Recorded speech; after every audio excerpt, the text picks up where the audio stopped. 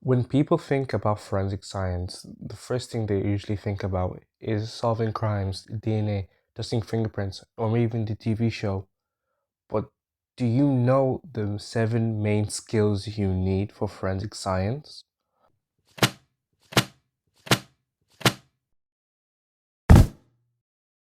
Salam, my name is Jibril. I'm a forensic science student in Liverpool, and today we're talking about the seven main skills that you need for forensic science. Let's get to the video. Attention to detail.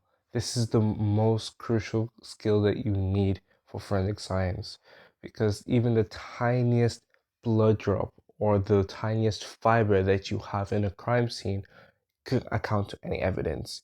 You do not know what could be admissible and you do not know what cannot be admissible in court or in your logbooks. This is why attention to detail is so crucial because once you have that attention to detail, you start noticing patterns, you start noticing what is needed for your court cases, what is needed for your forensic cases. Missing one tiny detail could completely change an investigation. Critical thinking is another skill that you must have when you're doing forensic science. As a as a forensic scientist, you must not jump to conclusions like the stereotypes of the husband did it or the boyfriend did it. You must not jump to those conclusions and those stereotypes because you have to stay unbiased. What I mean is to be unbiased, you must look at the evidence objectively. Objectively means making judgments or observations purely based on observable facts, measurements, and verifiable data rather than on personal feelings, biasness, or opinions. So this is where you have to look at evidence objectively because it's not up to you to say if they did it or if they didn't do it. Your job is there to collect the evidence and to analyze it. Communication. Trust me, this actually really shocked and surprised me because going into forensic science course in first year, I did not think communication would be like a very big deal, but honestly, it is.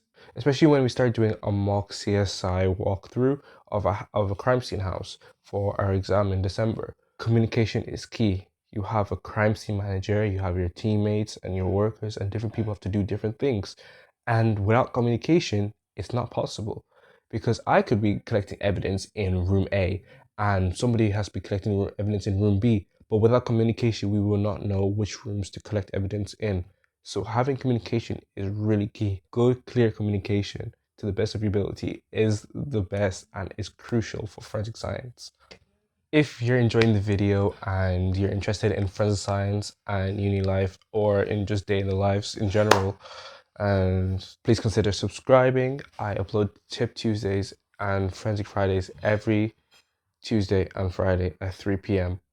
every single week. And Sunday scenes are also 3 p.m., but sometimes they're on and off depending on what I get to film. But now, let's get back into the video. Organization is a huge factor as well. And this is why it's on the list of the most seven.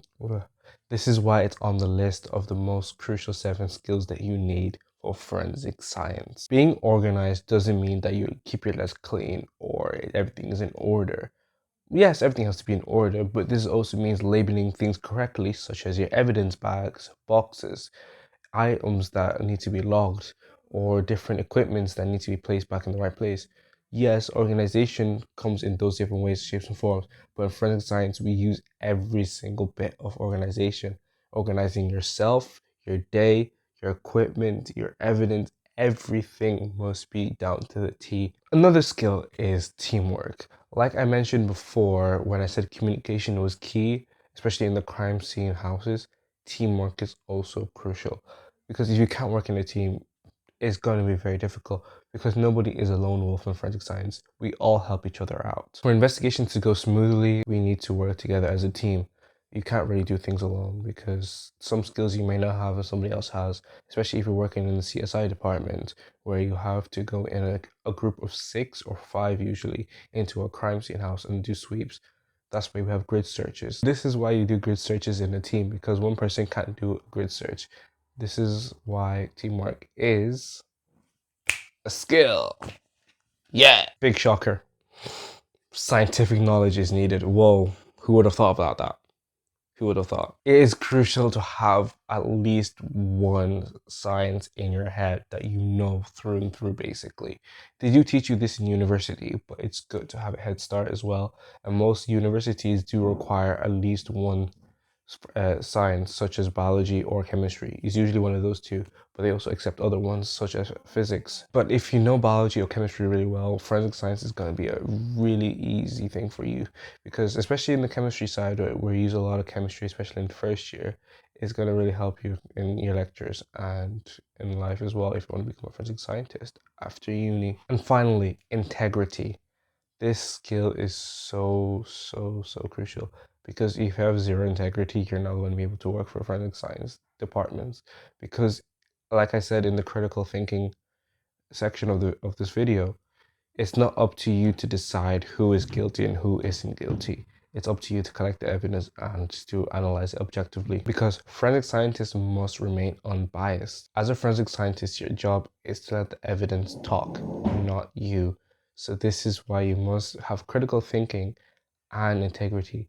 And this is why all these 7 skills link together and join and work for you so beneficially in your university life and in your career as a forensic scientist.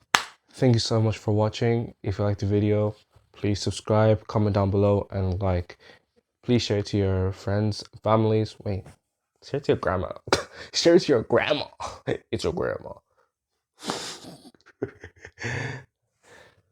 Thank you so much for watching. If you really enjoyed the video, make sure to subscribe, like, comment, and stay tuned for Sunday scenes, because part 2 is coming out, inshallah. And Tip Tuesday every single week, and Thursday teasers, and Forensic Fridays. So yeah, there's a lot for you to watch. Stay tuned, stay focused, stay blessed. See you guys in the next one. Assalamu alaikum.